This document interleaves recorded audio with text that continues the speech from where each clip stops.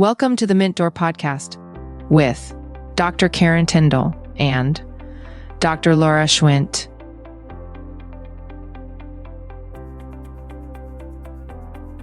Are you a high achiever feeling the burnout blues? Well, the Mint Door Podcast is your oasis. But before we introduce you to today's phenomenal guest, we're extending an invitation to something extraordinary. We're mixing up the perfect antidote to burnout with our Mint Julep newsletter, a weekly dose of inspiration delivered straight to your inbox.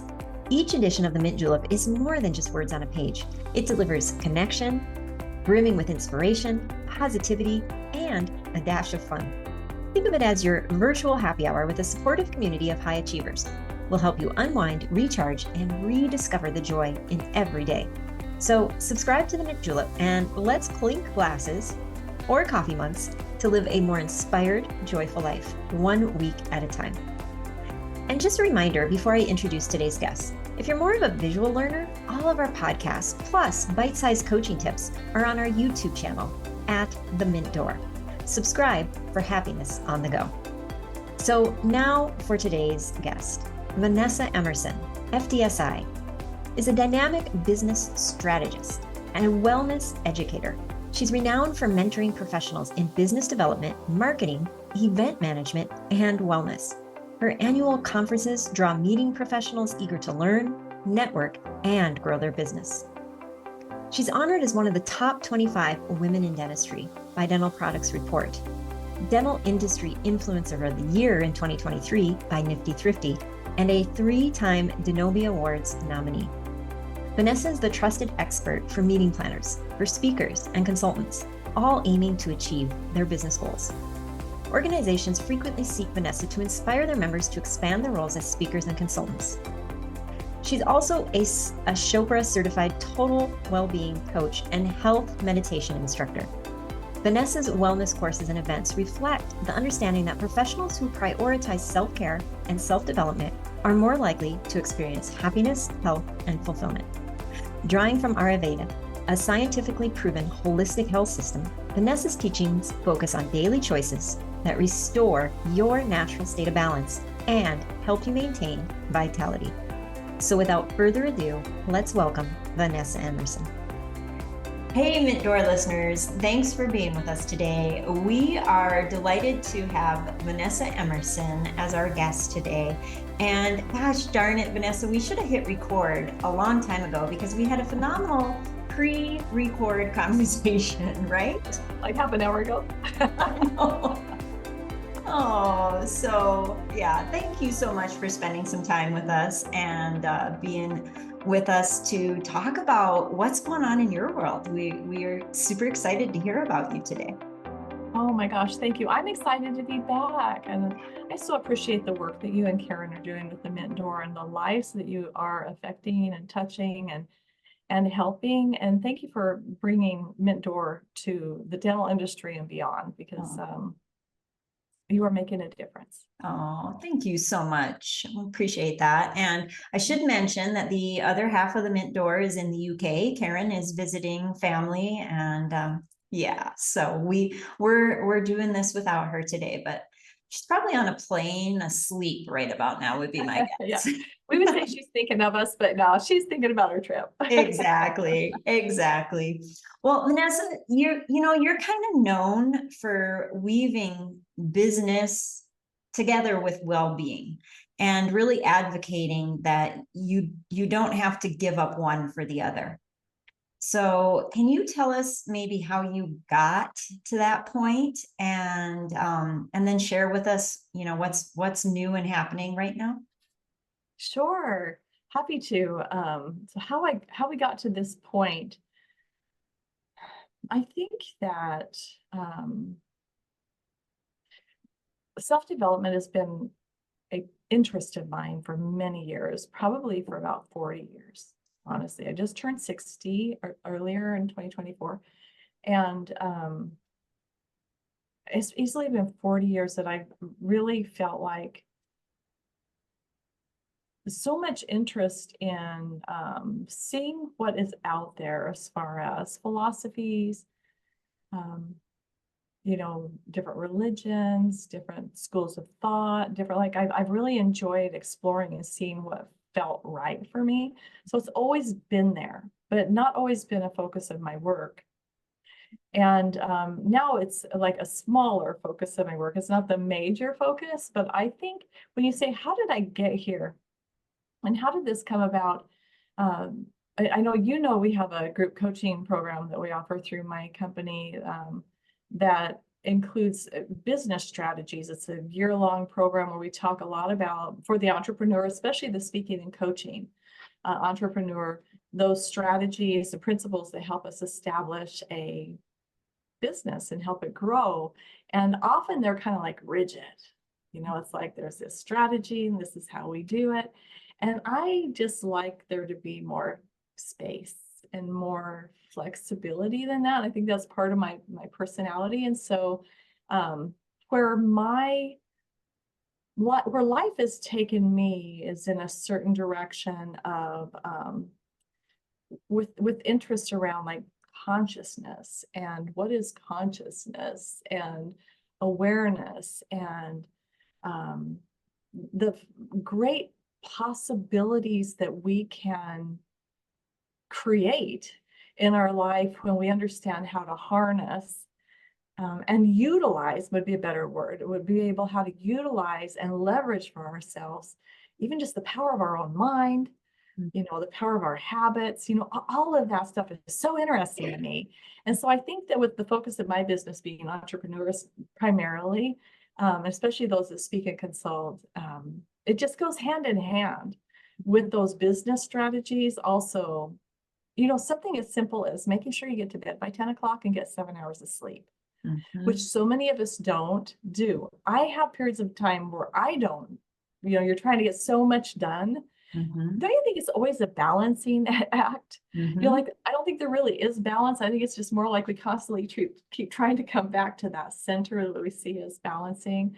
So I think we got here organically through my interest and also through recognizing that when we combine these type of principles that I would call for a really high level self-development and self-care,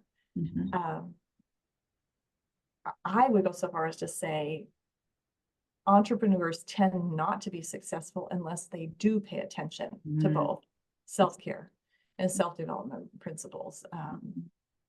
Just my own speculation and my own what I've noticed over the 20-some years I've been coaching. That's a really interesting perspective and insight. And it seems very like that has not been something that has been talked about in the past very much. Like what's the secret sauce of success, right? Yeah. And would there be one thing? Probably not. But there definitely would be strategies that are likely to help us get there. I think even the mentioning sleep, which people might feel like, okay, yeah, I know I have to get 6 to 8 hours of sleep or whatever, 7 to 8 hours of sleep, but whatever they think. But I'm okay. I can get by on 4. I've been getting by on 4 for a long time. In fact, I've been getting by on 4 for years. And then suddenly health issues, like I'm convinced that that's why celiac disease manifested in my life, because I wasn't taking care of myself. Because I can run on adrenaline a really long time. I know I can. Like I would pride myself on being a worker.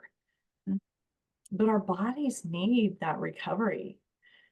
So while we can talk all day about how do I maximize my profit centers and how do I get more business and all that, and there's so many great strategies for that. If you don't have the energy, if you're not well, you're shooting yourself in the foot. Yeah. Something just like eating right, getting movement, getting to bed at the right time. We should be in bed between like 9 to 5 or 10 to 6 is when we should be in bed with circadian rhythms. All this. Yeah, I know. And it's just really interesting though, that a lot of this is simple. Yeah. It's not like complex formulas and, it's a lot of really simple, back to the basics, more Eastern philosophy, and things like that. And so it's not that it's anything really challenging to grasp. It's just a consistent promise to yourself, maybe. Making the commitment. Yep. Yeah. I brushed my teeth today. In fact, I brushed my teeth twice today, and I even flossed both times. Like, I've made a commitment to myself. Mm-hmm. I showered. I took my vitamins. I even got out for a mile walk this morning. Could we make that same commitment to eat the right foods? You know, I was thinking about this too the other day. There's somebody really dear to me who's in their 80s. I won't name names, but this person has a habit of saying, well, I'm just old. This is just what the body does. And my heart feels like it doesn't have to be this rate of deceleration. I think like what we put into our mouth makes such a difference no matter what the age. And the closer we get to whole foods, like I even created a green smoothie today. I'm glad today was the day I'd done all the good things. So I could tell you honestly what I had done.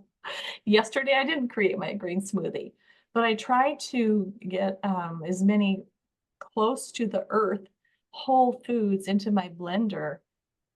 And you know what? You feel energized. Yes, it takes 20 minutes to do that whole process. And that's been the big what's the word? People not complain, but people say, yeah, but I don't have that kind of time. And I think that's what we're saying is, could you make time if it paid off for you? You know, you bring up a really interesting point, and I'd love to know. So yesterday you didn't make the smoothie. Yeah. Today you did. Yeah. Do you notice a difference in your productivity today? Do you notice a difference in your mental clarity today? Do you, like you lost a little time making the smoothie, but did you gain it being a better human today? I actually did notice a couple hours ago when I was heading for lunch and I was thinking what to eat, and I still had energy, and I was thinking I feel kind of like charged up. I didn't feel exhausted. I knew it was time to eat. It had been several hours. I try to keep something a little bit every couple hours because of I've had lifelong blood sugar issues. But I wasn't overly hungry. And then I did think about that I feel like today's a good day, like no brain fog. Now, I think part of the challenge too, like yesterday, I didn't make the smoothie because yesterday was an unusual day and I had something I don't normally have to do first thing in the morning. And I think we need to give ourselves some slack, and we can't be perfect every day.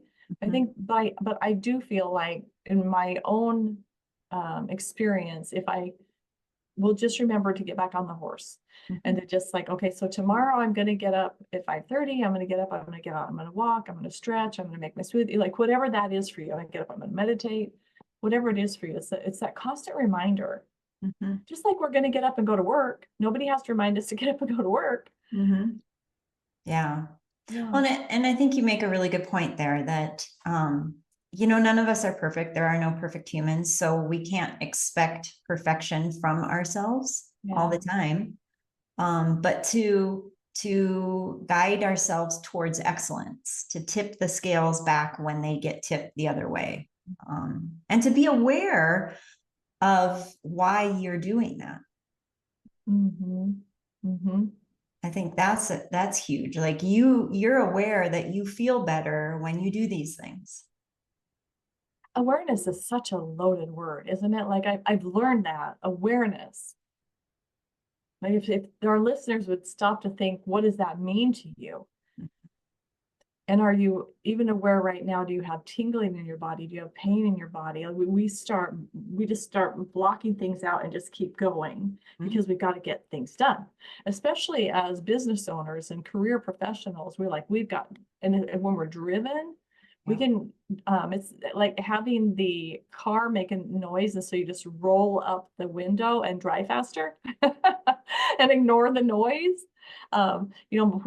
Being aware how we feel, being embodied, right? It's about being out of our head and like being focused back down into our body. How are we feeling? How is our body feeling? Is our body bloating?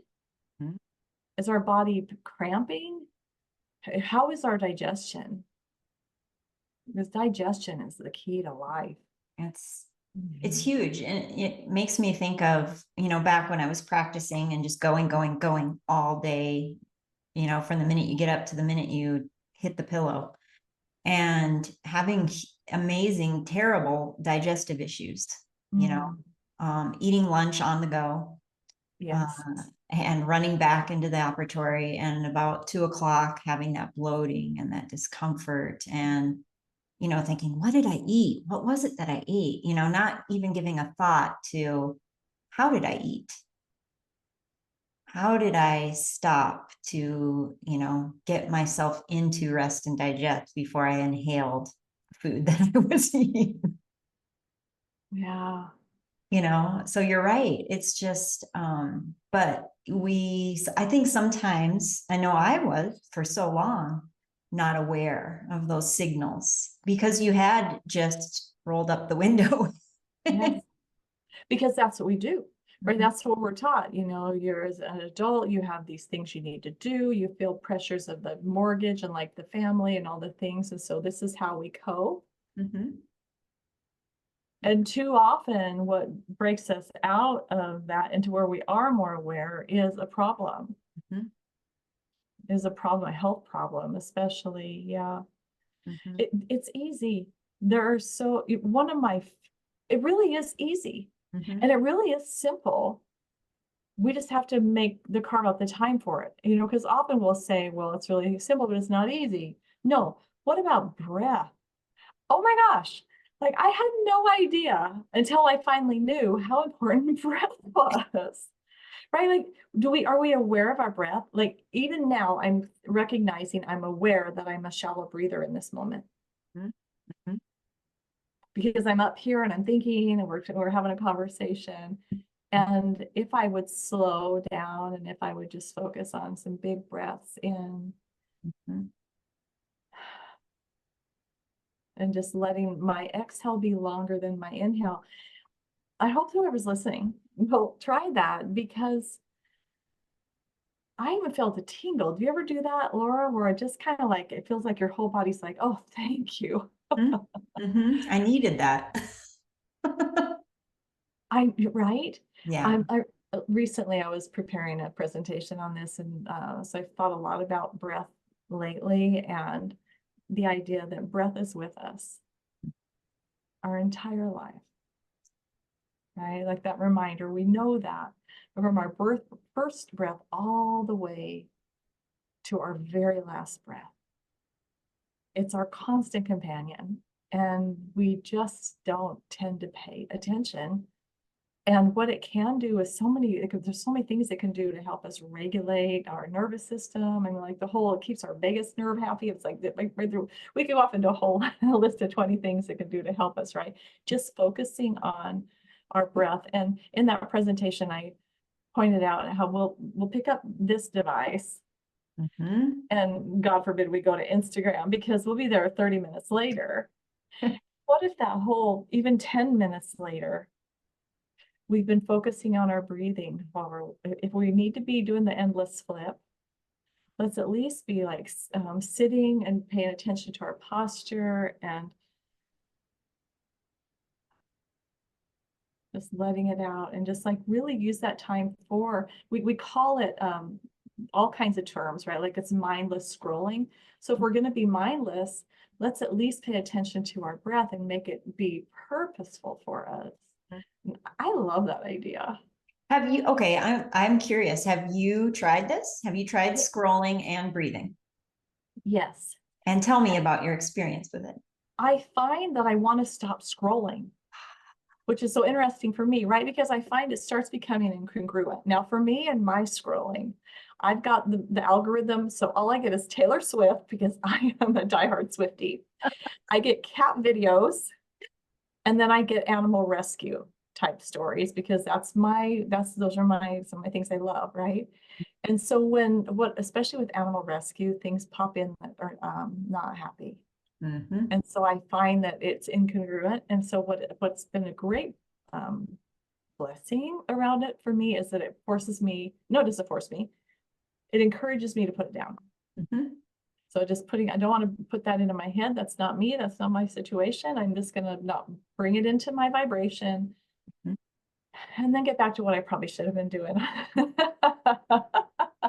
all along. Have you tried it? I haven't tried it, but that would have been exactly where I would have gone, is exactly what you would have said, is that I would have felt that incongruence. Yeah. And because I do know that my nervous system gets lit up when in not a good way, it gets innervated when I scroll, Yes. because yes, you see some of the things that are encouraging that you love. Yeah. But you see a lot of things that shake up your nervous system for one reason or another. And so I love that, because that's sort of like if then, if I notice that this is taking away from my breath, then I shut it off. Otherwise, I find we don't. And I'll be there 30 minutes later. I think for me too, when I pick up my phone is almost always at night, and I'm tired. And I tell myself, I'm just going to rest. I'm going to sit here next. I've been going all day. So before I do this last thing, before I go to bed, and you and I both know, like, blue light and the whole feeding all that in is the last thing I need before I sleep. Right. But I'm not perfect, right? I'm on the path to doing better, just like everybody. But I'll catch myself, not most nights, but there'll be some nights where I'll do that. And then I realize, oh my gosh, it's been like 30 minutes. How's it been 30 minutes? Yeah.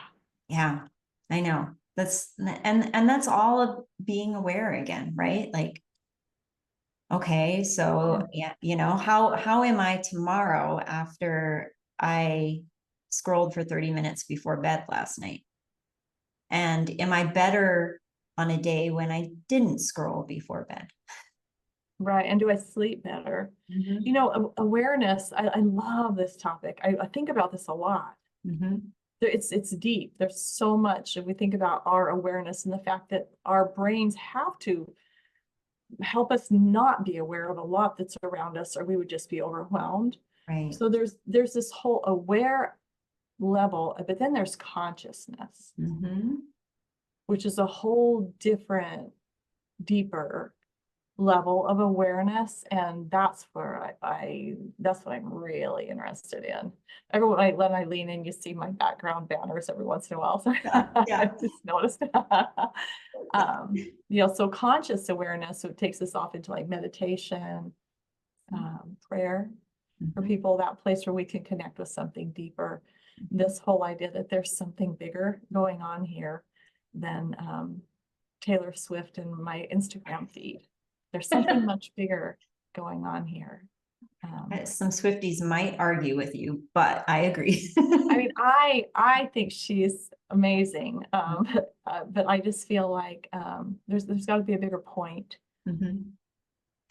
Yeah, and I'm glad you brought that up, because you have kind of a new focus, and it's 3 words: conscious, connection, collective.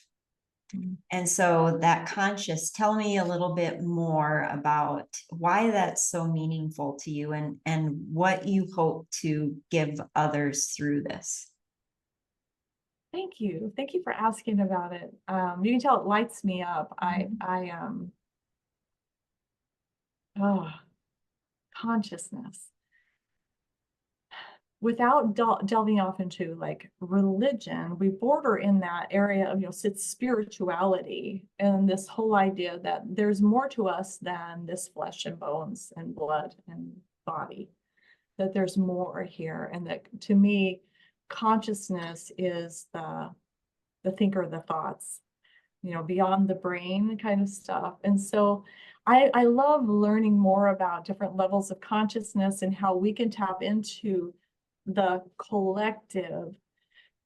In my understanding, from my learning and from various leaders of thought, that there is something larger going on here, most likely, and that we're all a part of, and that we connect or disconnect from each other purposely.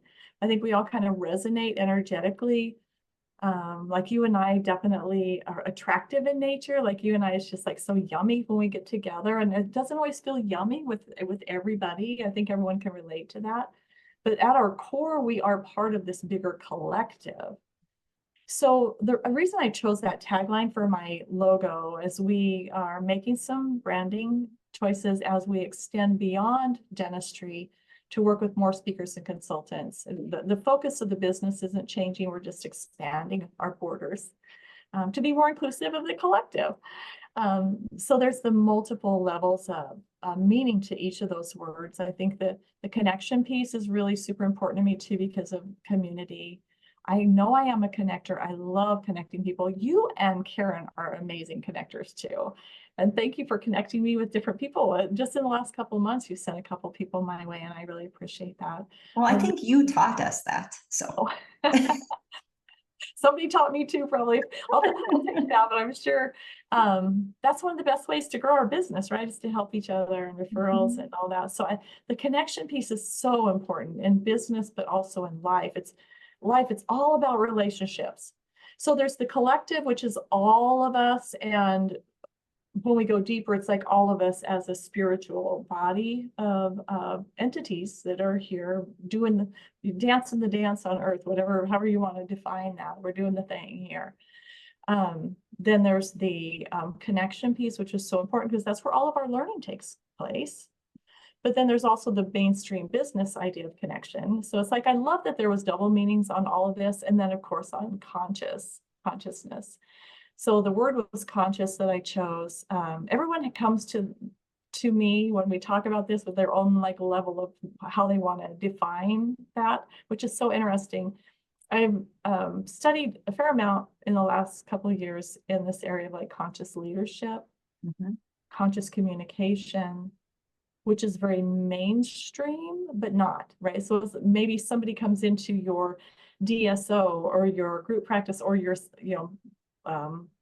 general practitioner who has, 5 people on the team, a smaller practice, and helps with culture. And this idea with conscious leadership and conscious communication, the idea really is that we all have an internal GPS, right? We all have that internal gut response that guides us. And there's different techniques, strategies, I guess would be a good word here again, to ensure that we remember to tap in before we respond and to make choices based on conscious choices. And also taking radical responsibility for our choices. I mean, it really goes pretty deep. It's really amazing. And I feel that conscious leadership and conscious communication, emotional regulation, some of these ideas are so key for culture in any business, no matter the size of the team. So there's that level of the word conscious and how my presentations bring that level. And then on the one-on-one conversations, we can go as deep as you want to go, baby. Like, I love talking about slipping into the gap and meditation and all that kind of stuff too, like really taking consciousness to its deepest, really highest form, which is beautiful. I was told recently by someone who reads auras, she said, Vanessa, you're like all up here, you need to get into your body. And I'm like, but it's so fun up here thinking about these things. But she's right. Oh. The whole point of being here, I believe, is embodiment and feeling the challenges, thinking our way through good choices, and helping to raise the planet, lift the planet, lift the awareness of the planet, to love one another. Don't you think we get to a certain place in our life?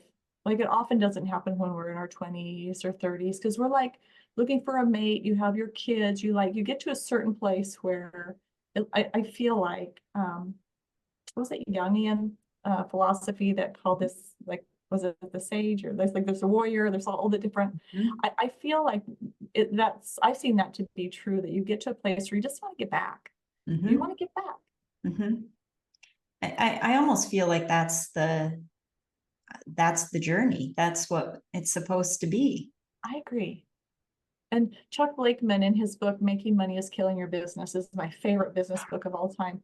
he talks about creating a life of significance, which that's not a new concept, right? But I often think about how he addressed that with creating a business that can help you do what you want to do in your life so that you can feel like you left the world a better place. Mm-hmm.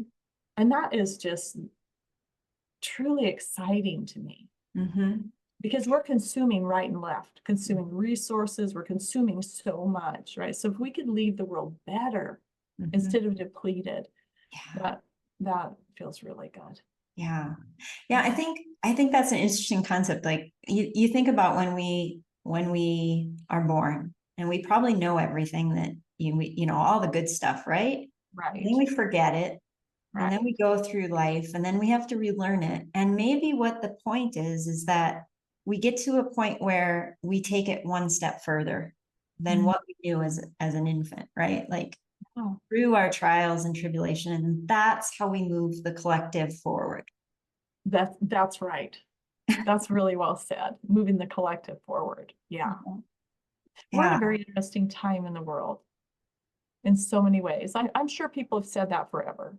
Right. You know, but when we look around us, there's a lot, without going off into politics or environmentalism or some of these, but everyone will have their own views. But when we look at where we're at, I think it's in a lot of ways, a critical juncture. Mm-hmm. And I would also tell you, I have never felt more hope because there's something about these 30-year-olds. Are you noticing that in the industry?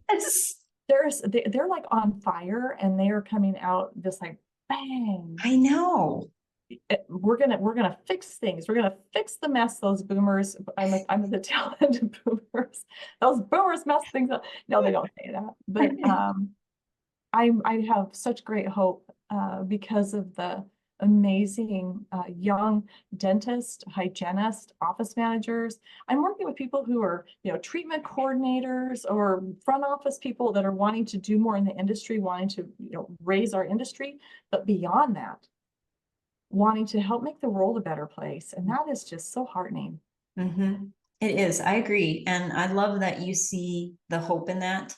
Because I think that we can get bogged down sometimes with, what's all going on. But when you do really focus on that, there is some just beautiful things happening. And I agree with you, those 30-year-olds, and I would even say, the next generation after them too, are they're way more self-aware than I ever was at their age. Yes. And driven. Mm-hmm. And really clear. And consciously driven. Yeah, clear on the impact they want to make. And that's just so impressive. Mm-hmm. Mm-hmm. Yeah. So I think that I love that you bring that up. And tell me a little bit about how consciousness has changed your business philosophy or your way of doing business. As you've, if you think back to baby Vanessa when she first started her business versus wise Vanessa now. I can't remember back that far, no. I think for me, being brave enough to say, you know what, I'm going to go here because I think for so many years, again, I'm 60. So for many years, like you wouldn't really approach in a business environment, spiritual topics. Mm-hmm. And then I became emboldened, brave enough to integrate some of these, and it's not like we're going to church on Sunday. It's not like that, right? It's more that we just, when the time is right, when it's appropriate, we open discussion that allows for something bigger to be able to be a resource or provide strategies. So by saying, you know what, screw it. It's okay if not everybody likes it. This is just how I talk to myself. It's okay if not everybody likes it. I believe that there are people out there who want this, and if I wave my flag, they'll see I'm over here doing it, and they'll be attracted. And so I waved. I waved. That's awesome. I waved the flag. And sure enough, it did attract people who are like, yes, we're looking for this, which in fact is where expansion came from. We have our expansion meeting in January, which really is self-development and self-care. And when we had our last one this past January, so many of the attendees said, there's nothing like this in the industry. And I don't think there is in the industry. And I'm super excited that we brought it, because it really is one more piece of what's needed. So it has, I think the original question was, how has incorporating it changed my business? I think what it's really helped me do is attract more of that right fit client. So that one of the first steps when I work with someone is we identify the avatar, the demographic of their ideal fit client. Like, who do they most want more of? If they think about clients they've worked with in the past, we actually might name that avatar, and then the rest of the training and the learning goes into, well, how do we get more of those, right? How do we build our business full of those people that are ideal fit? And I think by me being authentic about what I'm passionate about and incorporating it, it just attracted more of those right fit people to me. So I'm super grateful to myself for making the decision to be brave, because I could still be hiding it. Hiding the light under the bushel. Is that the biblical reference? I could be hiding this, where I feel like so many people, I really think people are hungry for this. That's what I'm seeing. That's such an important piece, I think. And I love how you tied it into the right fit person. Yeah. And that we're not for everybody, and that's okay. But to bring more joy and to make more of a difference, that, there's people out there that maybe don't know that you're the right fit because you haven't waved that flag yet, right? Yeah. So it's actually our duty to do that. I think so. When you feel ready, right? Because I feel like our gut will guide us. When you feel like, I think for me, I looked and I said, I feel safe doing this now because I've had success. I don't think anybody's going to leave me because I might occasionally talk about consciousness. So I feel like I had to walk myself down the tree, help myself get down the tree of like, I don't know. And that's what I would encourage others to do, is just feel like, how am I being true and authentic to who I am? Am I bringing all of me that I want to bring to my business focus? I think this totally applies to dentists, right? In their practices and how they practice and how they, what patients are attracted to them. 100%. That's exciting. Yes, it is really exciting. And I think that once you've embraced it, it is, like you said, it's energizing, because you see how it pans out. And it's not, in the beginning, it might feel kind of scary. Yes. But if you think about any time we kind of push our edges, it's kind of scary. I mean, it's better to be kind of scary than to never experience something, right? Yeah. And I think that when your gut is telling you, no, this is the path, I think most likely it'll end up being easy. I think if your gut is saying like, no, I need to do this. I need to, whatever it is, to change the brand or the focus or the look of what it is we're doing, or maybe even just changing and doing something different entirely. Yeah. If your gut is screaming at you, it's like, have you ever heard anybody say, my gut told me to do that, but boy, was I wrong? It's like, you never hear that. Never. I've never felt that. No. It's the opposite. It's the opposite. It's the, why didn't I listen to my gut? Or I knew I shouldn't have. I did it anyway. Yeah. Oh. So you've been doing some pretty extensive continuing education and learning and certifications. Tell us a little bit about your journey here. Oh, sure. Thank you for asking. Yeah. Deepak Chopra has been a mentor of mine, even though he didn't know it, for probably 30 years, where I've been reading the books, listening to the audio or the video, all the things. Deepak, it's when Deepak talks, it's like you got to really pay attention. It's so deep and scientific. And it was always so fascinating to me. So I was really drawn to the the Eastern philosophies, the Ayurvedic philosophies as well as the medical and research-oriented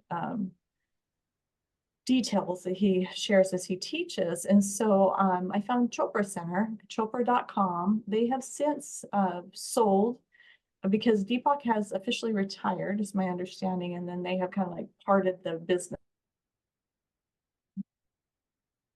Institute for Integrative Nutrition, IIN, has purchased them, and so their certifications are there now. But I've done the meditation and meditation teacher. Oh, I love it so much. A meditation teacher. I've also gone through their total health and well-being coaching program, as well as their Ayurvedic health teaching. So 3 of their certifications, and now I'm enrolled for their 4th and final, which is the yoga 200 hour. And I was telling you earlier, I mean, I don't even do yoga, but I'm going to be doing yoga. I just felt like I wanted to finish it out. That's my personality. I've got the other 3. I should do the 4th, and I know that a lot of what they're going to teach is more philosophy. Then yes, we'll learn yoga poses, but there's going to be a lot that I want to go deeper on consciousness. I mean, I want to go deep. I've learned so much around this whole concept of consciousness and the varying levels of consciousness through there. So thank you for asking. And you know what? I'm also taking a course right now from Coaches Rising. I have just found Coaches Rising. Okay. Do you know who I mean? No. You got to check them out. I think it's just coachesrising.com. And I'm in the course, The Power of Embodied Transformation. That sounds fascinating. I know, right? So it's like all about somatics and getting down into our body and helping our clients really be able to make adjustments and helping us in our own life make transformation by being embodied. That sounds, this is the kind of stuff that I think, it balances out the all in your head strategic business. And it's something that I think is, I think it's so important, because I think that when we do too much of that strategic, brain, masculine, whatever you think, there is something in us that's kind of saying, hey, what about me? Yes. What about the other side of it? And pay attention to that. And I think just like anything, like when we ignore those signals from our body and we break down, we have a medical issue or something, I think we can have an energetic issue as well. I agree. And how lovely would it be if we could just back and forth all day between like the masculine, feminine energies, like the strategy and like the heart-centeredness, and like if we could just do this all day, that would be so lovely. I've been for probably a year or 2 now, when I daily meditate, at the end of my meditation, as I'm coming out, because the idea is not to run to or from meditation. Give yourself some time to sit and stretch and get ready and like drop down into that place, kind of like quiet some of the monkey mind. And then as you're coming out, it's like so delicious and you don't want to open your eyes. And so as I sit there and I finish up that ritualistic thing I do there with my mantras, I'll start to turn my attention to my day, and I'll think, okay, so today I'm going to meet with Laura and we're going to record the Mint Door podcast, and we're going to get the fan on my laptop fixed, which we did today.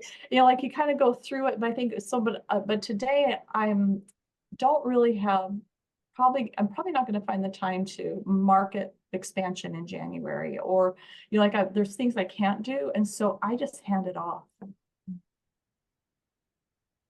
So I'm bringing that like day-to-day mainstream into that. I'm in that space of like, I feel connection. I think it would be similar to those who pray, which I feel like is similar to meditation, but different. But you're in that same space. It's like that handing it off. I'll just hand it off and I'll say, thank you for taking care of that for me. Thank you for sending people that would be interested in that. Thank you. And just trusting. And I find that it comes together. I know. And this is what I mean by there are strategies that we can use to leverage this understanding of consciousness, of awareness, of the business strategies, and all that. There's a way to pull it together to where it just really dovetails nicely. And that's where I want to exist, in that space of all things are possible and it all happens at the right time and the right people come at the right time into our world, and everybody's happy, healthy. I'm gonna leave you on this thought. One of my favorite, I would say, mentor teachers is Esther Hicks with Abraham Hicks. And Esther will say, the way she pictures her life going, happy, healthy, happy, healthy, happy, healthy, happy, healthy, dead. I love that so much. I'm like, yes, that is one of my mantras. We want to be happy and healthy, happy, healthy, happy, healthy till I'm no longer here. And just to wake up one morning. That's what I'm envisioning for myself. That's perfect. That is a lovely mic drop. I'll leave us on the dead comment, right? Yeah. A twisted sense of humor. I love that. I love that idea. And that goes back to the 80-some-year-old who's like, well, this is just what happens and our bodies break down. I'm thinking, okay, but I don't picture it that way for me. Yep. Oh, you've given such wonderful insight, and thank you for sharing what you've been learning. And you know what I love about you, Vanessa, is you don't just learn it and file it away. You know, you're not like a librarian. You like put it to action and then you share it too. And I think that's really powerful. Thank you. So thank you. I think that, that's a beautiful thing. So many people, I think, learn, but then kind of lose the piece of putting it to action and sharing it. I think it's that connection piece, right? Like we were talking earlier, I know I'm a connector. I think you're a connector. And I feel like I've been listening to that Coaches Rising podcast, and they've had a couple of episodes I'm going to go post on social, because I'm like, other coaches in my world need to hear this because this is so amazing. And I think the more we do that, it does go to that collective lift. Like if we can all share, what are we learning that we know will help others? It's just logical. So thank you for saying your kind words. And I would say same to you, same to Karen, same to probably so many of your listeners. And the more we can all do that, the more fun we have together, the more life is beautiful, the more we have the skills we need when life's not. Ooh, bingo. Yeah, that right there is gorgeous, because life throws curveballs, and no one's immune. Yeah. Some days are hard. Yeah. Oh, awesome. If we're flexing our muscles to learn those skills, then it's right there. We can just flex that muscle, and it reminds us we know what to do. Yeah. Oh, that's awesome. Well, before we go, let us know, how do we connect with you? What's the best way if our listeners are like, oh my gosh, I want more of Vanessa in my life, I want to learn more about what she's doing, I want to learn about expansion and weevolution and all of the things? Thank you. I would love to talk to anybody. Just shoot me an email and I'd be happy to get you my calendar links. So we're rebranding. We're going back to vanessaemerson.com. So my email is info@vanessaemerson.com. That will come right to me. Awesome. Beautiful. Well, and listeners, if you want to connect with me, I'll connect you with Vanessa too. So then we do that quite often. So thank you, friends. It was awesome. Lovely being here. Yes. And thank you for sharing your wisdom, your energy, and your kitty. I got to see one of your newest kitties today, so that was fun. And that's another thing about Vanessa, listeners. She's passionate about cats and kitty rescue. And so if that's something that is interesting to you, hook up with Vanessa, because oh my gosh, yeah. I was telling Laura that my daughter found a 6-week-old kitten on the freeway just a couple of weeks back. And when we took this kitty into the vet who had some injuries, we think somebody was not kind and tossed the kitty out. And luckily, my daughter's also very much a rescuer. And the people at the vet's office said, I don't know how you find so many cats. But it just feels like we've got catdar. So wherever we go, there they are. Yeah. But we like waving your flag of kindness. Come over here, the food's good. Yep, exactly. And they're finding you.